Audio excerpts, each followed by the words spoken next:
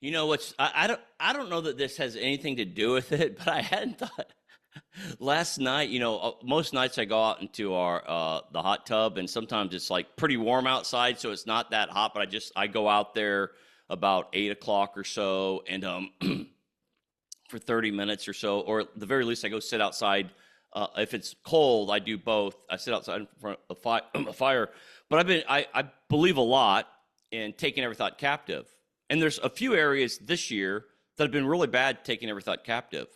And what it looks like is that you talk to yourself. I always tell people when I'm coaching, don't talk to people who aren't there. Oh, well, if I tell Tim this, he'll just do this, and he'll think that. And so I've been doing that this year on a couple topics, a couple areas of my life. And I know it's not healthy. I know it's not productive. I know it's leaving God out of the conversation. So last night I'm like, okay, God, I'm looking up at the moon. It's beautiful. I'm like, okay, God, what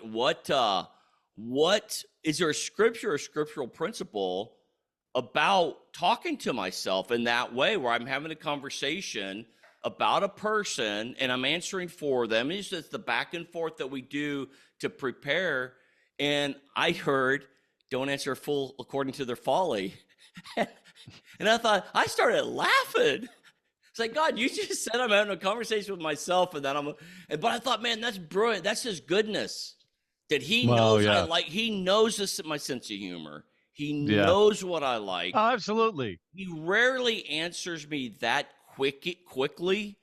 But man, he is he's a good father. He's there, he's listening. And even if I don't feel he's listening, I put my belief in place that he's listening, which Yeah. means I talk with him and have a conversation with him a lot more.